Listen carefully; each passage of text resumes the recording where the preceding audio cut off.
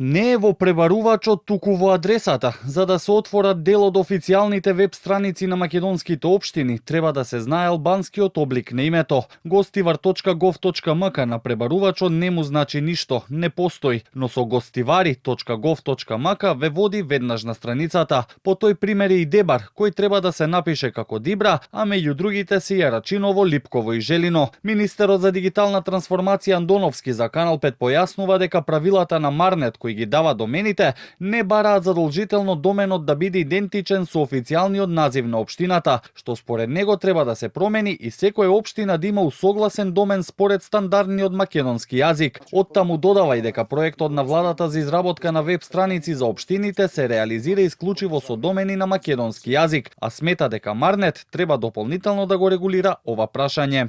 Доменот .gov.mk не е обичен комерцијален домен. За граѓаните тој представува официјален дигитален идентитет на една јавна институција. Затоа е логично примарниот домен на институцијата да биде јасен, недвосмислен и усогласен со нејзиниот официјален назив и македонскиот јазик како службен јазик на територијата на Република Македонија.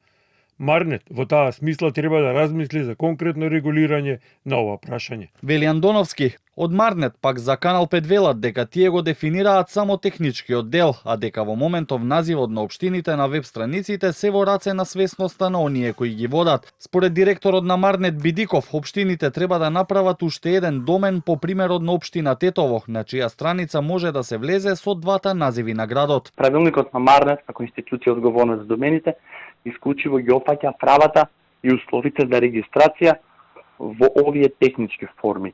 Не можеме ние да ставаме правила како би гласело она што потенцијалната општина, потенцијалното физичко лице, потенцијалното правно лице или друга владена институција како би сакале да биде пред она што нели е дефинирано во правилникот како име на доменот.